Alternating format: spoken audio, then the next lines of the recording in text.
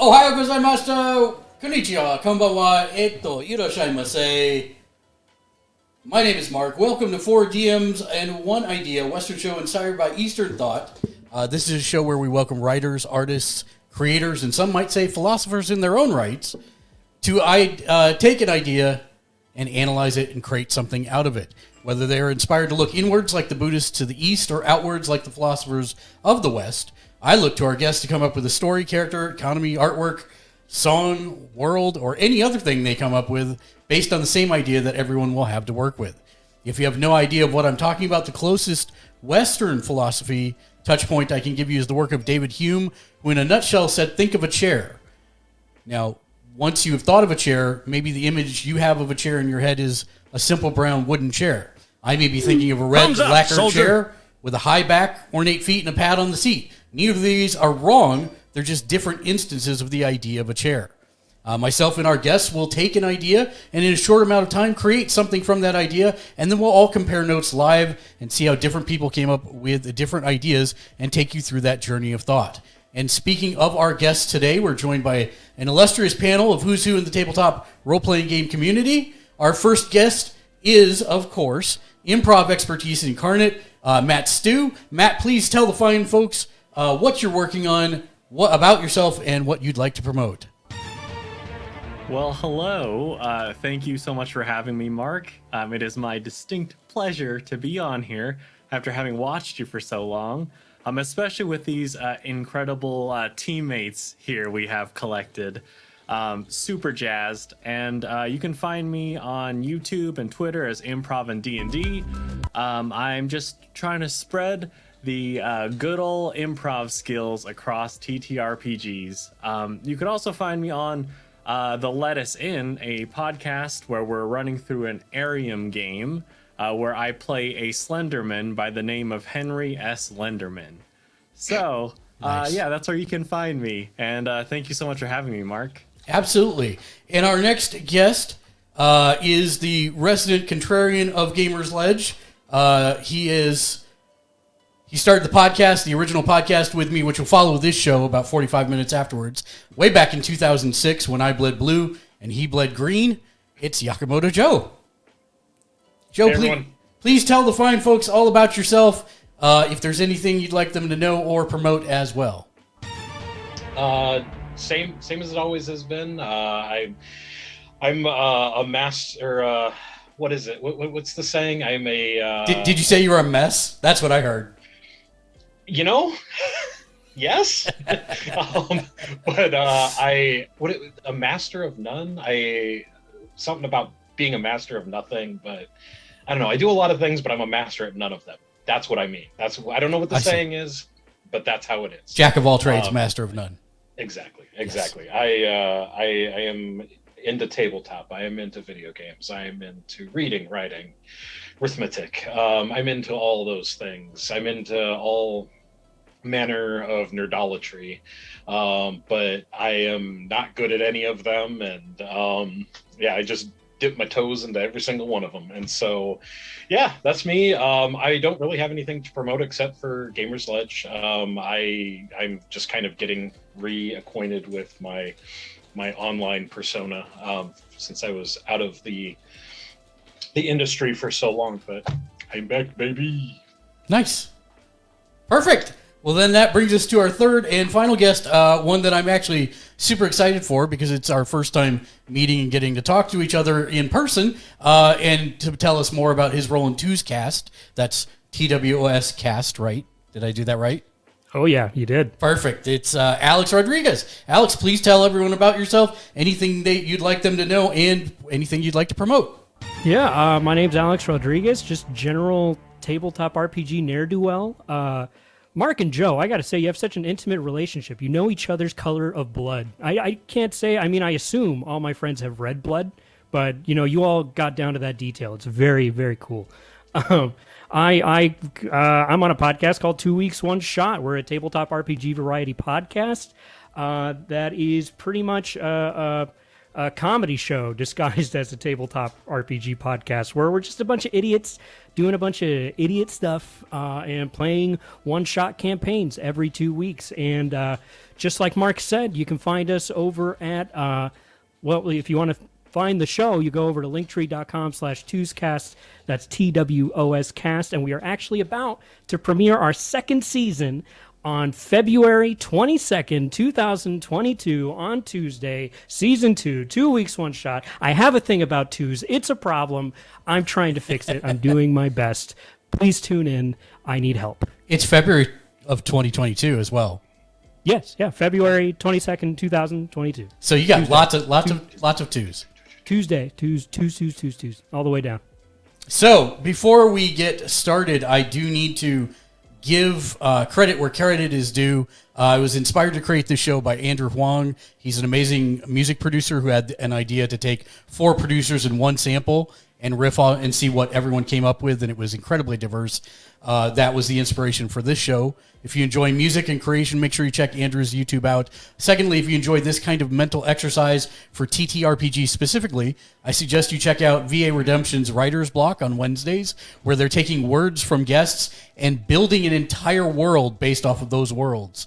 It's a collaborative storytelling experience. It's very interesting. That's at VA Redemption on Twitch Thursdays. Other announcements, we've also joined Streamers for Kids. It's a streamers group promoting Extra Life, which, if you're not aware, is a charity to help buy sick kids in hospitals gaming equipment to make the things they're in for not quite as unbearable. So if you'd like to donate and brighten some children's days, simply scroll down on our Twitch page to where it says the 2 words program schedule, and click on that, and it will take you to the donations page. The Twitch extension is not working at the moment, so we had to come up with a workaround. So the giant program schedule words up down below on our Twitch stream will take you right to the donations page.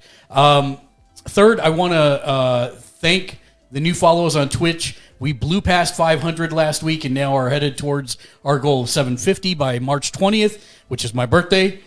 We hit our first ever month of sub goals last month, and our new sub goals are up for 40 for February, so that was pretty awesome.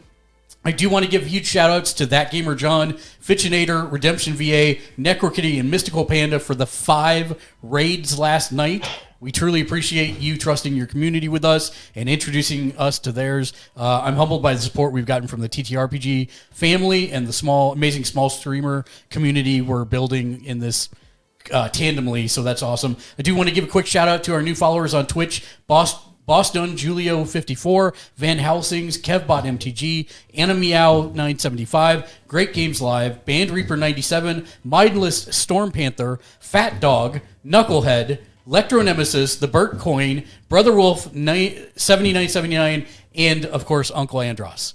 So thank you for following. In that same vein, we put up a new community challenge a couple of weeks ago. You guys obliterated it in 48 hours, 15,000 points in 2 days. So we will be doing a streamers one-shot D&D campaign where we will get Bearden, Persephone 13, Jag Leisure, Mystical Panda, and Sleep Deprived, all streamers who have never played a TTRPG before, and do a one-shot story with them. We have the date nailed down. It is legitimately on my birthday, Sunday, March 20th at 10 a.m. Pacific, live streamed. So mark that in your calendars. It should be an amazingly good time.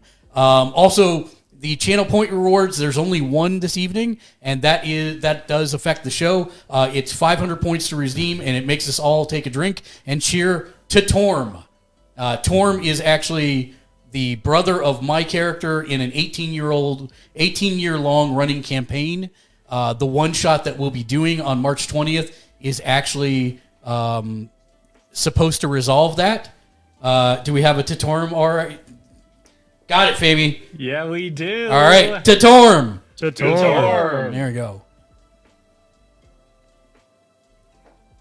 Thank you for the Tatorm, Fami. You're awesome. Also appreciate everyone being in chat. I will be monitoring chat, but may not be interacting just as quite as normally as I do, simply because we have a lot to go through. That's, I think, with all that out of the way, let me see if by magic, by magic, through the power of glass and waves, I have tonight's idea. I have not seen it yet, So I am in the dark as well, but let's take a look, and we will go to the 4UP page.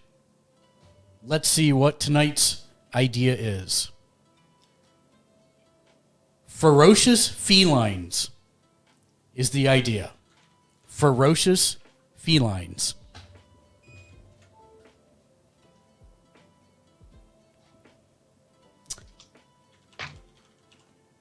Let me put 15 minutes on the clock. I'm so excited. Oh my god, here we go. Here we go. 15 minutes. Let's see what we can come up with. Man, ferocious felines. Interesting. All right. It's always a good start when you just have alliteration. Always. I'm a fan of alliteration. Alliteration is good stuff. I will always aspire to alliterate.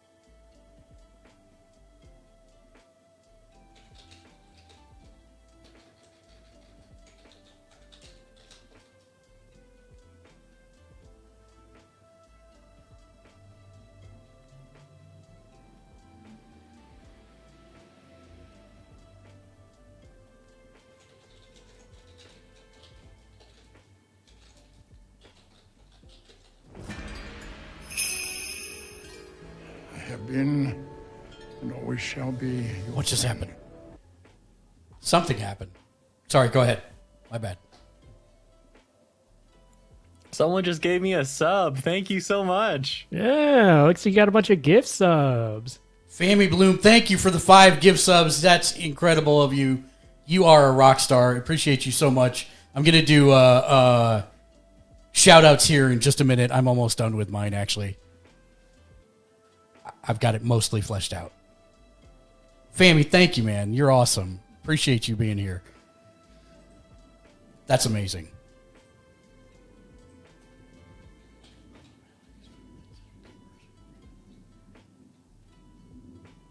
Fammy, you did not have to do that. You are awesome. Thank you. I appreciate you so much.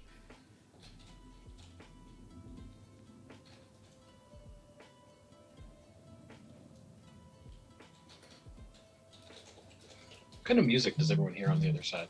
It is What are you going for? Is it something different? Is it every week or? it's the same. It's kind of a Asian chill step Oh, okay. I like that. with almost dulcimer kind of aspects to it. Right.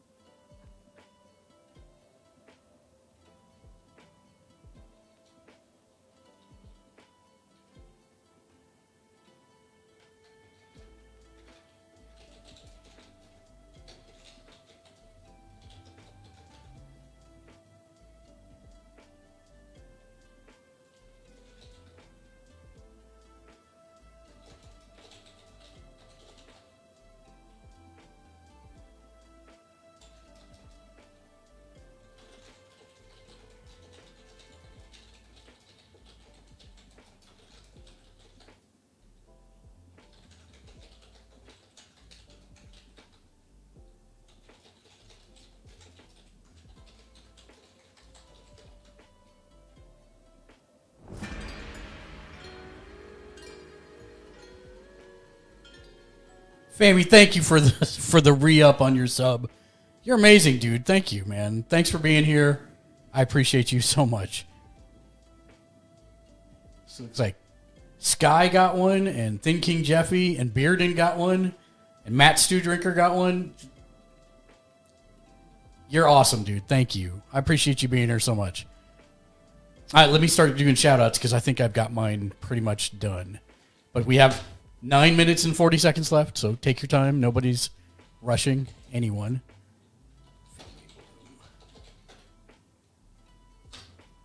Oh, did it work? Yes, it did. Okay, good.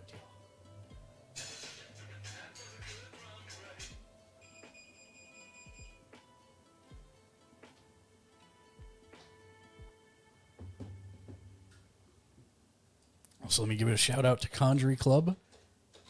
He's a brand new follower, and I just followed him today as well. He was playing. Oh, I didn't do it right, but I can do it again.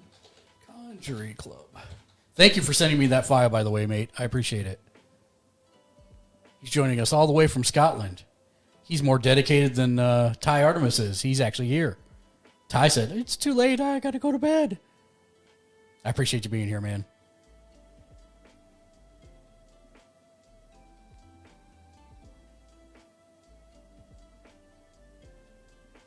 Where's Rick? Rick is in here as well.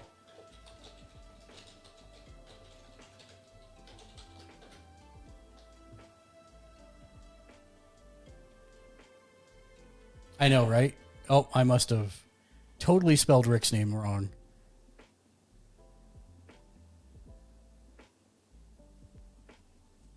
Or Rick's not streaming yet. One of the two. Rick is totally not streaming yet. Okay, so that's right. I gave the correct shout out.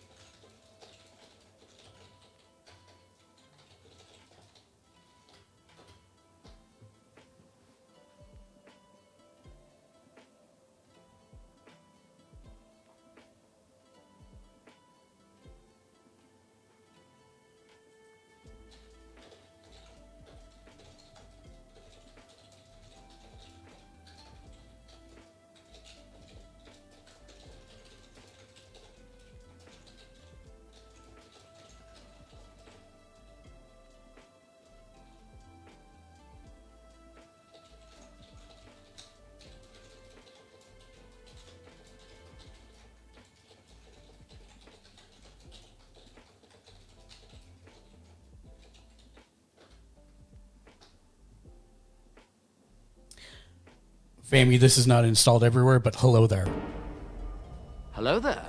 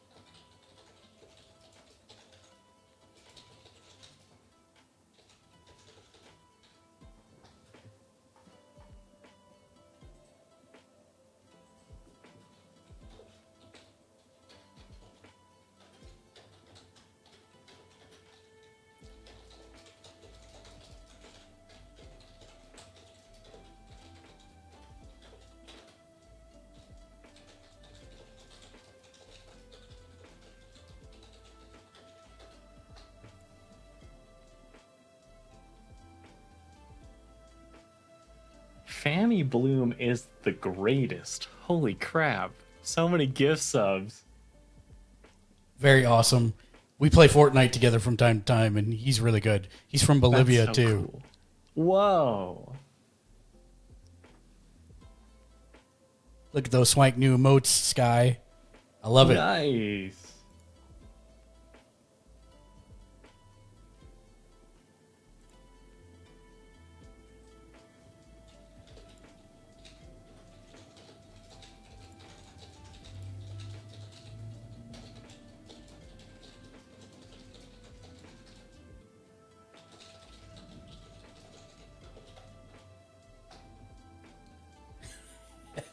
Rick, no problem. I will show you how to do that by whispering to you.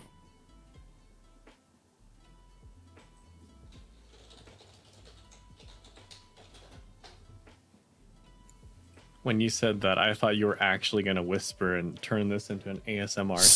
So you joke about that, but during our normal streams, I actually have an ASMR mode. Oh no. And the last time we played Escape from Tarkov, 2 people of my own teammates were shooting me while I was in ASMR mode. And I was just like, Man. please stop. Please. Please stop. I bet the gentle pop of bullets was very relaxing to everybody with the ASMR. All I know is pain. It was pretty hilarious, actually. Can we just do the rest of this one in ASMR mode? No, we can't. No. Wrong show. Fine. I will say if we were playing together and I heard you doing ASMR voice over the comms, I'd be pretty weirded out. Yeah, if I mean, we're shooting. the gentle raindrops outside. Yeah.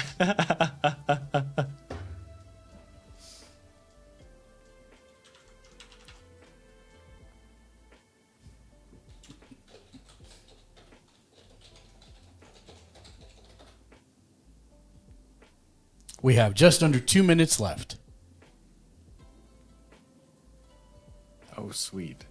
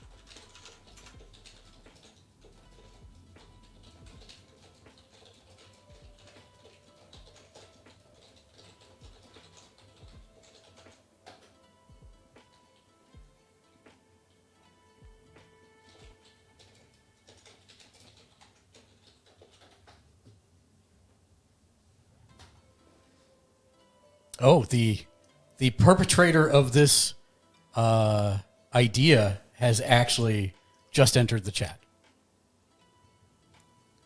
Welcome. Thank you. I love this idea so much. Mr. J Nice, welcome to the stream. Hello there. Hey there, Hello Mr. there. J Nice. I appreciate it because I'm allergic to cats, even the thought of cats. He's just been in hives for the last 5 minutes, Yeah, I'm just 15 minutes. Scratching and itching.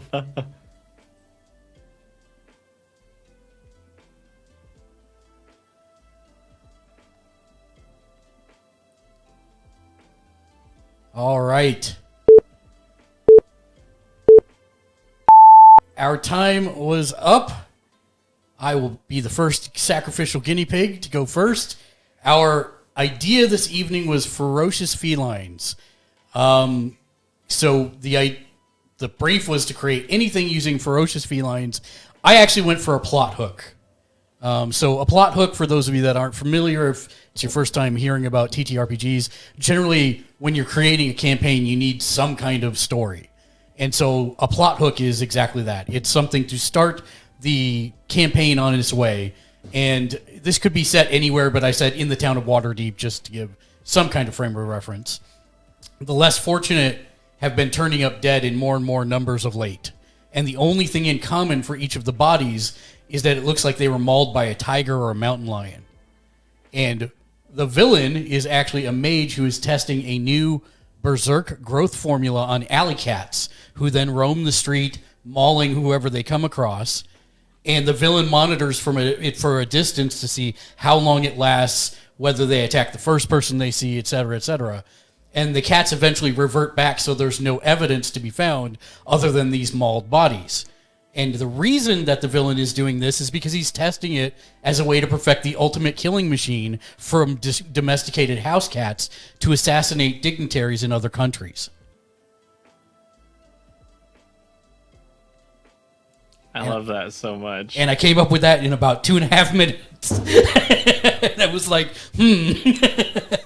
I love how you've tied in an assassination plot to this to this prompt. It's very impressive. Well, I mean, when I try to create stories, I try to give multiple ways to extend the story, because maybe the PCs catch the villain in the act here, but he considers at this point, hey, I've done enough research.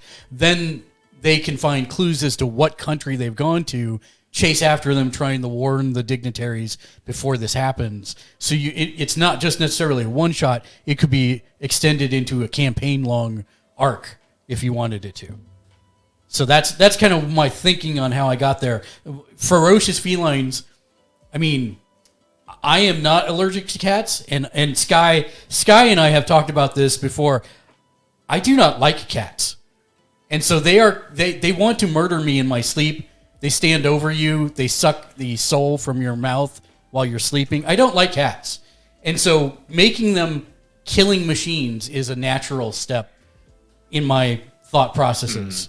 So that's where I went with ferocious felines. Does and now the pun battle has begun in chat. The town is littered with bodies. Ooh, that's pretty good. Mr. J. Nye says, "Sink your claws into a roaring good time with this adventure." Yep. Are these taglines for a movie titled "Ferocious Felines"? Yeah, That's what I'm getting the feel for. You got to be kidding me.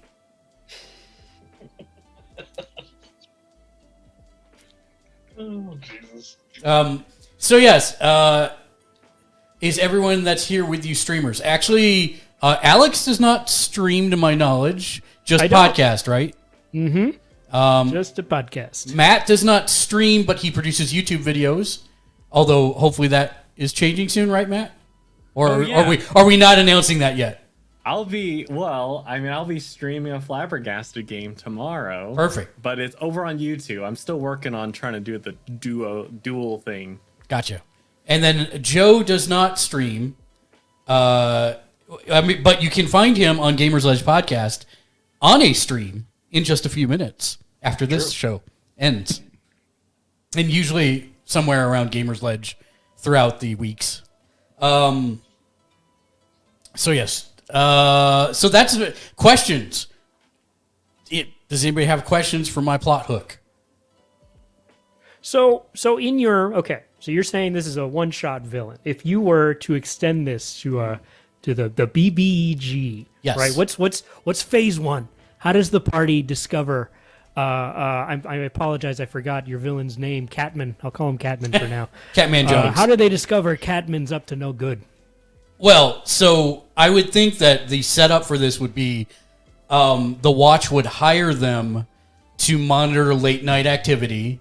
And then they might see someone meet their untimely demise, chase after this giant cat, and eventually come to a dead-end alley where there's nothing.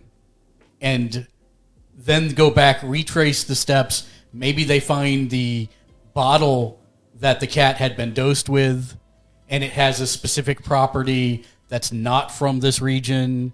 Then that leads them to, okay, who has purchased this type of thing? I'm sure there's records for that. Then you find a name. Then you have to locate that person. So that's how I'd start to trace those steps back. And then if they do catch him in the act of doing it again, Then do they find that he's left the city, attempt to follow, etc. So that if I was going to turn him into a big BBEG for like an entire campaign, that's probably where I would start along those lines. Very nice. Very nice. I'm hooked. I want to catch the guy. Yeah, he's not nice. Not good. Not good. Oh my God. Someone hail a tabaxi.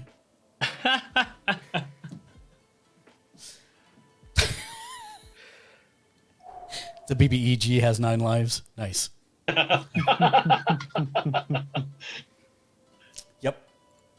Yep. So yes, Sky, Quad Gaming, what's up, man? Welcome to the stream. Hello there. Thank you for joining. Wolf's Gun, welcome to the stream. Hello there. I actually don't think this works except anywhere on 4 up. So I have to. There we go. Hello there. I have to switch back to that one. That's the only one that has it. Other questions for me about this one before we move on?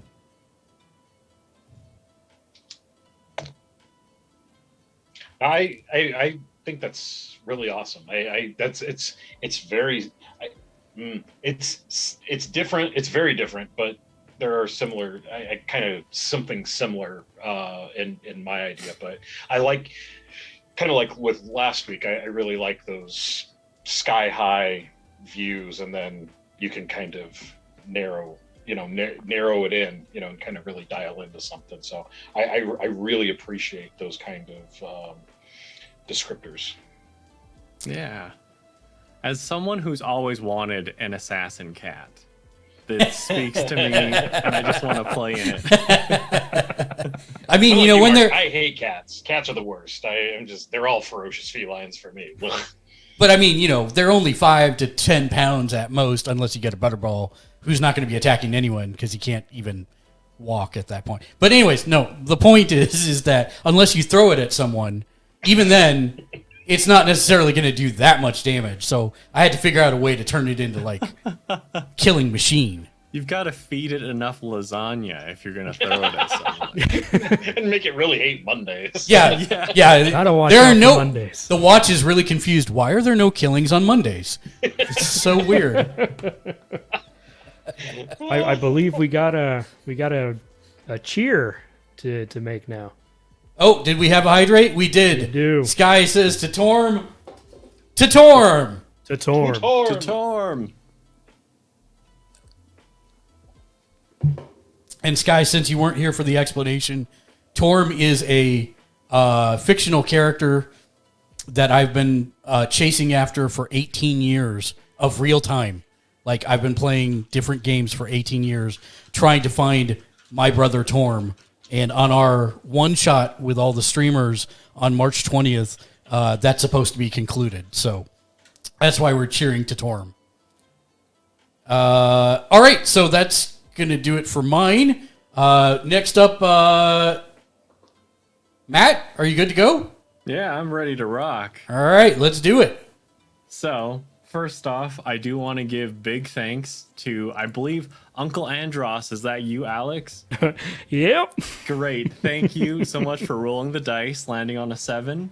And also big thank you to Conjury Club. I asked for a couple suggestions, and I got some wonderful ones, which I'll try to weave in here. But I'm starting with that relatively low roll of 7. So, similarly to what you did, Mark, I'm starting off with a little bit of a plot hook. What's going to happen here is, for the party, a little cat is going to come up. This little cat is just a little bit malnourished. Maybe has been in a few scraps here and there, but this little cat has some intel. They've learned something that they need to get off their chest. And this little cat says, so I found something out. You know that incident a few months ago between the cat crew and the slithery snakes? Well, and with some history checks, the characters would, of course, know that the cat crew, the proud cat gang, there's Godfather Mittens, who is notorious for having honor, but also rules with an iron fist, and the slithery snakes being a rival gang who may be a little more shifty, a little more keeping to themselves in the shadows.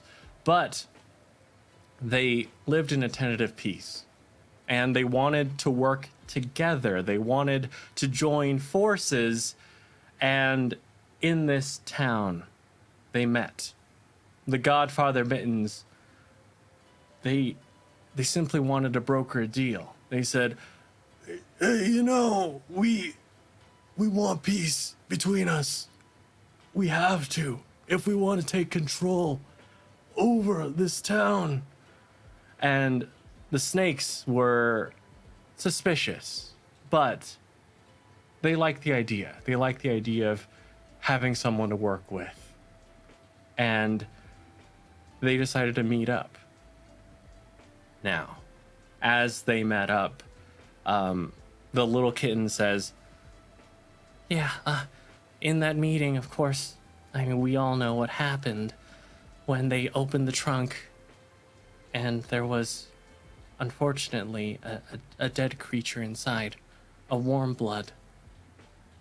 And from there was a cry of fear, and slings and arrows fire off everywhere. It's a bloodbath between the warm bloods and the cold bloods. And from then on, it was a feud. This was hostile territory. But little did they know, the warm-blooded creature in the trunk was not dead, but merely playing dead. This was an opossum, and this opossum was sent. This was a ploy by the pangolins, who didn't want the warm bloods and the cold bloods working together. They wanted to be the only ones who would stand on both sides of the fence with their mammalian nature and their scaly skin. And this little kitten says, "So I found this out, please. I don't want to be afraid walking down the street anymore. Can you fix this?" And there, it is up to our ferocious, fast and furious Feline 5 to uncover this plot and secure peace. And I hope I didn't go over time. I just got No, you got plenty of time left. No, if there's anything else you want to flesh out, that's fantastic. That's what I've got. So if you have any questions, please. I have so many questions. Go for it. I'm trying to figure out where to start. I mean, in the end, it's all about family. That's what's important. Really. I think it was a mistake for the warm bloods to meet the cold bloods on their turf in the grass. Absolutely. Because, they're all just snakes in the grass. Right? By the way, what fantastic world building you've added to that narrative, right? 100%. You've not only given me the cat, the cat club, but you've given the slithering snakes. You've added a whole world behind this. I love it. It's fantastic. Well, thank you. Hey, this is thanks to you and hang on, I need to get the name right. Conjury Club. Since both of you mentioned the other animals, I was like, all right. I think I've got a lot to play with here. I'm trying to work through my questions because I have a few. Go ahead. Thinking about this as a TTRPG element, right? Is this your hook, or is this a setting? Is this the world that the adventure takes place in? Oh yeah, I would say this is one specific city, and then this would be like the little kitten who's probably a relative of one of the player characters who comes up and just wants them to change something, and they've been involved in a lot, maybe not that well off, and so they want change, and they heard something that maybe they shouldn't have heard, and that might put them in danger, and hopefully that will spur the group to act. So we have warm bloods, Yes. which seem to be all felines. Or am I reading too much in that? Are there dogs? Are there who are the? Because obviously not all the participants in this city are in the gangs. Right. So right. is it a mixture of other types of animals, or is it just cats and snakes? Or I think this all leads from my one question of, there's that uneasy piece between the snakes or the slithery snakes and the cat crew. So who's caught in the middle of all of that? That's my question. Oh yeah, absolutely. So I'd say that there's definitely there's probably plenty of collectives of other gangs in this particular city. The cat crew and the slithery snakes are like top tier, Right? whereas in another town over, it's probably just dog pound all day. I mean, they have complete control there. Rough over there. I'd say it. Did you say it's pretty wolf over there? No, I said it's pretty rough over there. Oh, okay. Fair enough. Same difference. Sorry, Matt. Please continue. Oh man, I'll say I am dying at all the puns in the chat right now. They're fantastic. They're so fantastic. Rick Stevens is my go-to pun duelist on Twitter. He's a pun machine. He is. Yeah. He's actually going to be on the show very soon, and I'm actually fearful for my life because I don't think because normally with Twitter you have the luxury of composing a response, but Right. if he's actually Tommy gunning me with these puns, I don't know that I'm going to be able to keep up. I'm a little worried. Oh man. But yeah, I'm excited for that. I'm so excited for it. I'm excited for it as well. I'm interested. Yeah, I really like the world building in this, Matt. It's not what you would normally find, I would say, in something like 5e, right? But that doesn't mean that doesn't mean you can't do it in 5e. They just released an animal compendium where you could play as animals. It's actually a brand new adventure series designed to get kids into D&D. And so this actually sounds like a fantastic plot hook for exactly that type of setting. So that's really interesting to me. Awesome. Well, thank you. And I'll make sure to look into that. Goodness. Does anyone else have questions for Matt? All right, then. My granddaughter would love this storyline. Yeah, it's really... What is the method to play 5e Pathfinder? No, 5e is D&D.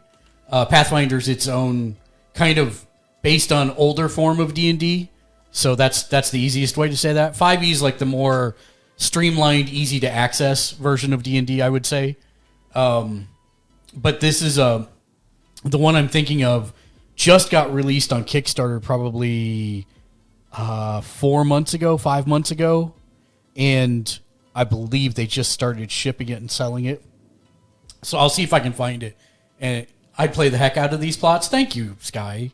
That's what these are for, is to help folks who are thinking about running a campaign or building characters and what are their motivations. That's exactly what this show is kind of for, is to help people figure that out. Or even if you just want a writing exercise or to pass a bit of writer's block, that's a thing as well.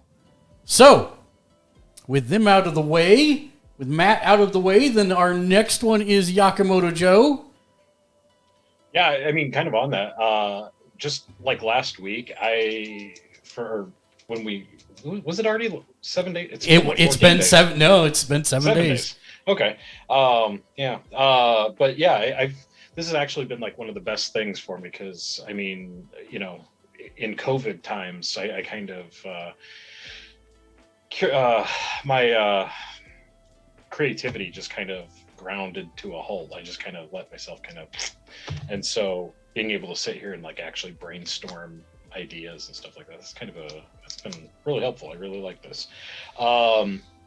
So my thought, so kind of backing up a little bit, probably one of the coolest D&D experiences that I had in the past couple of years was I did it was supposed to be like a couple of sessions, but it was a Curse of Strahd that we did, and we spent most of the time. We spent like 2 or 3 sessions in what's the town where Strahd's where his castle is, or it's been a minute. Barovia. Barovia, yeah. So we were in the town, and we ended up doing something where we ended up getting a house, and for some we weren't supposed to. Thank you for the follow. My DM, as Randy, appreciate you very much. And he let us get the house that we were investigating or whatever. It was like some sort of weird Ghostbuster house hunter type thing that happened. It was really neat. Anyway, so Mr. Janus, I will get you in just a moment. We were just kind of wandering around the town and doing things around town. I really loved it because normally when we do any campaigns that I've ever done, it's been like you start in a bar or start in a tavern, and then you go adventuring out into the world. You go to this town, you get into this cave, and blah blah blah blah. So I was kind of like pulling from that experience with this idea. And I had this idea of kind of like, are you guys familiar with the Tabaxi or Tabaxi? Yeah, Tabaxi. Yeah, the Tabaxi race. Absolutely. Very much like a cat-like race. I've never played or used Tabaxi ever before. It was just something that it's come up once or twice just in my reading and stuff like that. And in my thought initially was to have like a Tabaxi-like race, bipedal. So it doesn't necessarily have to be like in Waterdeep or it doesn't have to take place in the D&D universe.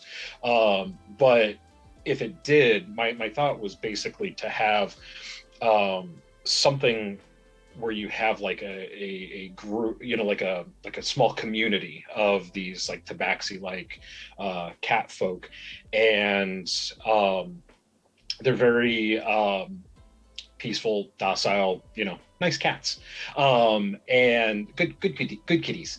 And what happens is, to kind of start this adventure off, something happens in the town where one of the members of the community offs one of the elder cats or Tabaxi, and they come to find out that a single scratch from one of these from one of their claws turns them mad, makes them insane. And so your group, your adventuring party, is basically you spend the entire campaign in the town trying to suss out how A, who it is, and B, how to combat the why it is that the scratches are turning the other people insane, and then just kind of go from there. It doesn't, to me it seems like it would be something that 3, 4, 5 sessions tops, you could, and just really flesh out the town. You can go to whether you want it to be like a cityscape or whether you want it to be something more. Initially, I wrote down a jungle planet, or a jungle, or somewhere in the jungles of the forests in in the D&D universe or something like that. But yeah, that's kind of what I was looking for, is something like a really nice, like, isolated campaign for a couple of episodes. So first off, Titorm. Titorm.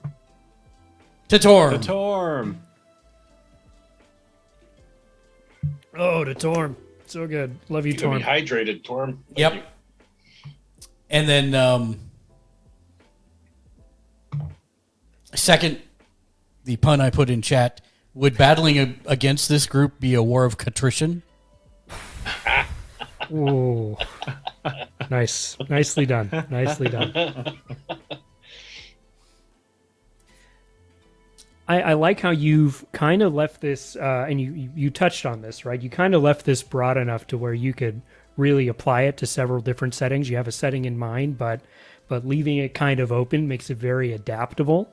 I also kind of like that you've included a hint at a mechanic here that could go into the scratch right? That slowly losing your mind, right? You could even add that as right. Maybe it's instantaneous, maybe it's not. Maybe a player even encounters it at some point. You have a certain amount of time where they can try to raise the stakes on them. You know, I really like that. Or you could really, I mean, if you really wanted to go down the road, you could do like, I mean, because everyone loves the zombies or whatever, but kind of like a Walking Dead type style thing where it's like, oh, we were fighting and I got scratched, but I don't want to tell my teammates, or whatever, and they're slowly turning and going insane, or I like that. We got to highlight Rick Stevens here. Cat scratch fever. That's it. It's taken over the world, the new world of Walking Dead. Mr. J. Nice followed wouldn't want to take a cat nap in this world. Good. That's good. Yeah. I guess my question: do you envision Werecats, these cats that have this affliction from their scratches?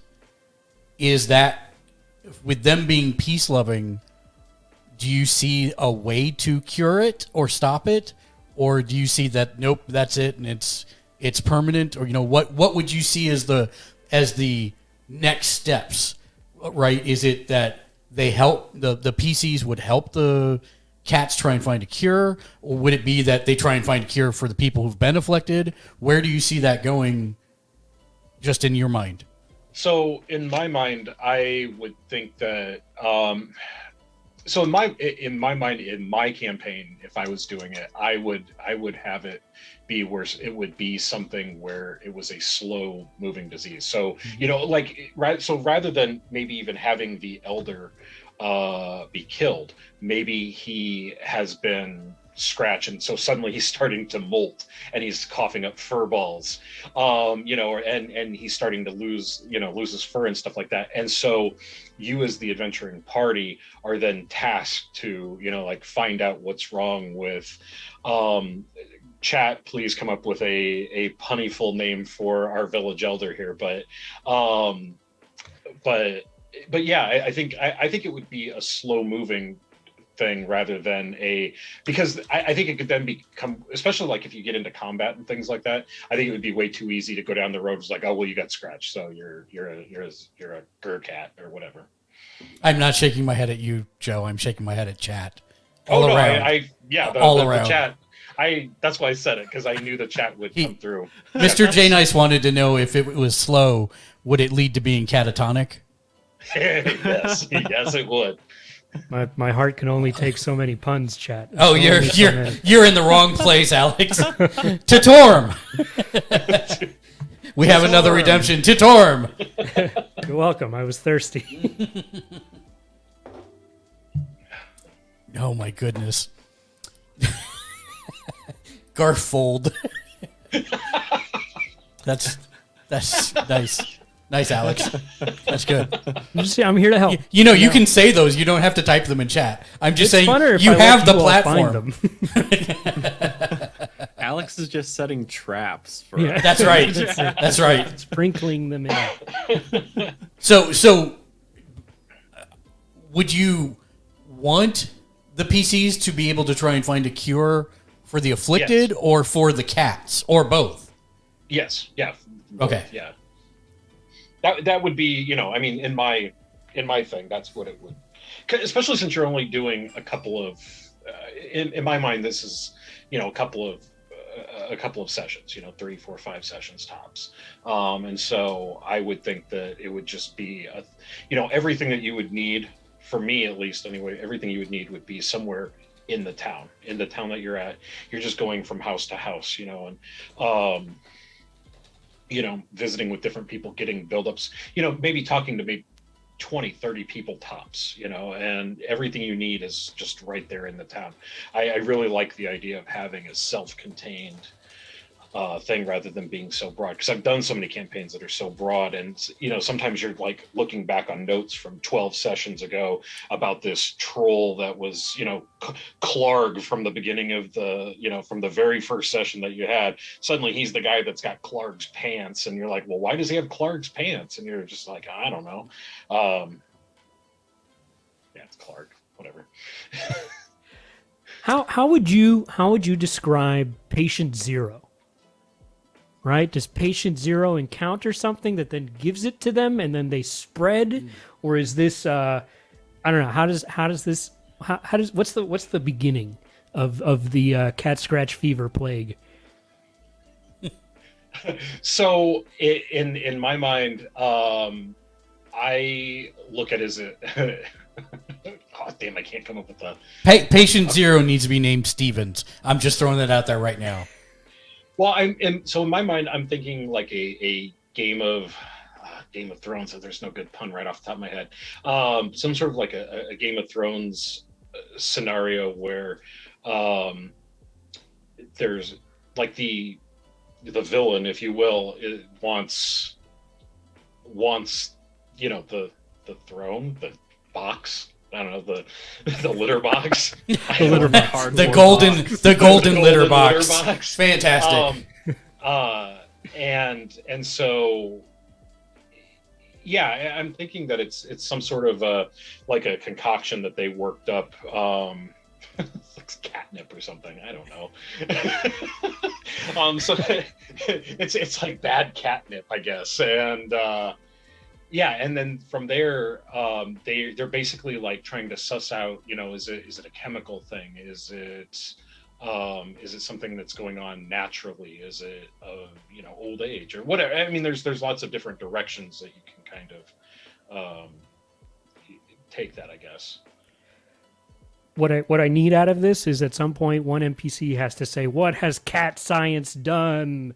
as they discover where this is all coming from.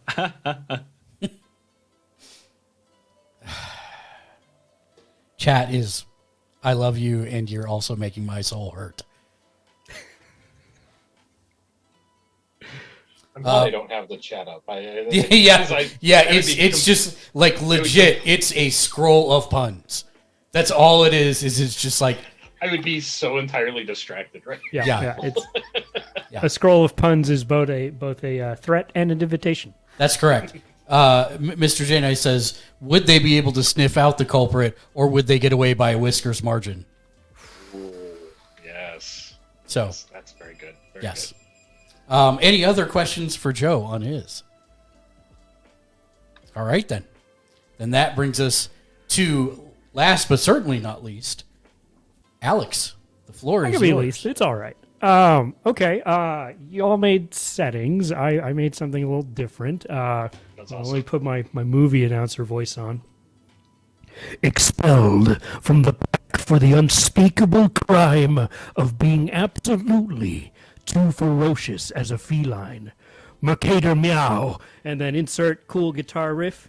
Meow, right? Mercator meow now roams the streets seeking his next meal and his next prey. Right?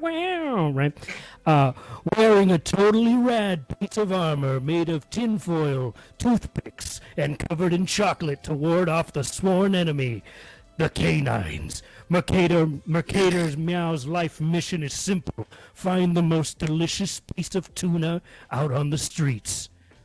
Who is Mercator Meow, though? Mercator Meow is the only feline in the Tri-County area to have committed the 3 unforgivable cat crimes. Unforgivable cat crime number 1, not only responding to the dreaded pss, pss, pss, pss, but using it as a cue to attack and steal money. Unforgivable cat crime number 2, being best friends with the infamous Mouse King, Laird the Mouse. Unforgivable cat crime number 3, enjoying dubstep. Where will Mercator Meow go next? Who will Mercator Meow duel to the death next? Why does Mercator Meow wear a super sick eye patch despite having both eyes? All these questions answered and more on the next Kitten Ball Z. And then I kind of used up the rest of my time making fun facts about Mercator Meow. So fun fact number 1, he's a very large Maine Coon cat. It's fun. Fun fact number 2, he was trained by a rat in a sewer, but then these 4 a-hole turtles came on the scene and totally ruined the vibe. Fun fact number 3, Meow is actually his mom's maiden name. Fun fact number 4, no one knows what the hell Mercator means. Fun fact number 5, He's one of those cats with the extra thumb on the paw. You've seen the ones. Mm-hmm. Everyone always shows pictures of those, and they got that thumb, and that's unnatural, totally unnatural. Fun fact number 6: he doesn't like Rick and Morty. Thinks the fandom is too toxic. Gets way too serious about a show making sci-fi nonsense. And that's it. That's Mercator Meow. Maybe he can exist in your campaigns. I don't know. I don't know if there's a place in this world for Mercator Meow. Maybe there shouldn't be. I have so many questions. And Mercator Meow has no answers. But you can try. Since he has no opposable thumbs, how does he get the chocolate on the tinfoil armor? Oh, he does. He's one of those cats. With right. He's with got the extra weird extendable thing. Okay. Yeah, so yeah. is it melted chocolate so that it's like, forming to the body, or is it just like panels of chocolate like armor panels? Now, his tinfoil toothpick armor, right, wraps around his body, which he then melts the chocolate onto. So imagine a Maine Coon cat doing this move. And then, right, so eventually it hardens, right, but that only makes it more dangerous because as it cracks, it leaves crumbs and dust around, making dogs even more susceptible to its poison. I don't know where this fits in a TTRPG campaign, but the prompt ferocious felines, and that's what came up. It fits in every campaign that's ever existed, is the answer. Yeah. I mean, I'm on board. Absolutely. 100% on board. I mean, none of my characters have talk with animals, but Mercator Meow is showing up in my Waterdeep campaign. Yeah. You heard it here first. I would invent dubstep in my world so he can be in this. It's the third unforgivable cat crime. Yeah. Have you ever seen the Corridor Crew dubstep guns short? It's guns that shoot dubstep. That's immediately the first thing I thought of when you said that. I mean, I'm imagining a small cat with toothpick and tinfoil armor covered in chocolate, so it kind of looks like he's made a mess, shooting a giant dubstep gun that shoots lights and music at people. I do like that, right? If you were someone to play Mercator Meow and you can figure out a soundboard, this character would be perfect for a little bit of soundboard action. Conjury Club says, I think they have to exist in my game now. Yeah. Definitely. So I'm actually about to record an episode of 2 Weeks, One Shot with special guest Danger Dames, and we're playing a game called Trash Pals, which is a Caltrop core game, which was I believe developed by Tatanamachi RPG, and the guy who made Trash Pals is Goth Hoblin. It's a game where you're a bunch of animals, and you have to get together to pull off a not a heist, but you're just searching for the biggest trash haul you can before the end of the night. Trash Pals is fantastic. It's available on itch.io, but that's why I've kind of got weird cat characters on my mind since I'm running that game. I've been having to think of weird characters to include in that, and Mercator Meow might actually be making an appearance inside of Trash Pals now. So now I'm just curious if you are going to assign, I don't necessarily want to say even a class, but a role. Would Mercator Meow be the tank? No, I think Mercator Meow is maybe a little sneaky, right? Hence why the chocolate is so unsuspected almost, right? He's going into your back line, and he's dropping little traps. He's dropping toothpicks. He's sprinkling. I don't know why chocolate's such a core part of his mechanic. He's sprinkling chocolates on the back line. He's peeing on stuff. I don't know. So that means the dogs would need to roll a detect chocolate roll, right? Mm-hmm. I'm just following that through to its logical conclusion. And a Constitution roll should they encounter it. Yeah, absolutely, right? absolutely. Dogs have no self control. No, they're going to go straight for it. Yeah, 100%. Does the tinfoil actually provide armor, or is it just because it looks cool? Yes. Okay, that's what I thought. That's 100% what I thought. I could see there being like a probability of blinding someone.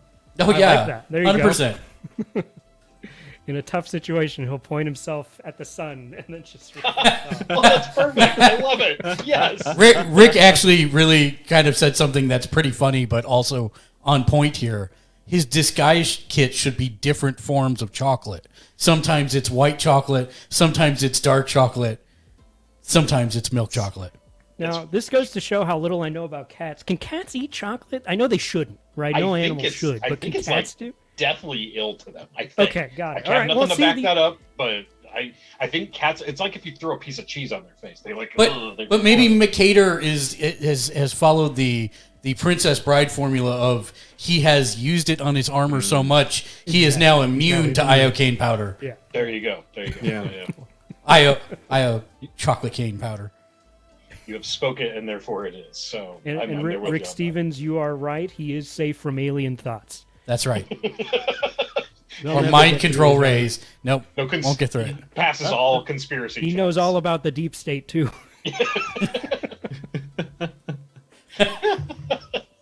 Oh boy. Mercator just went.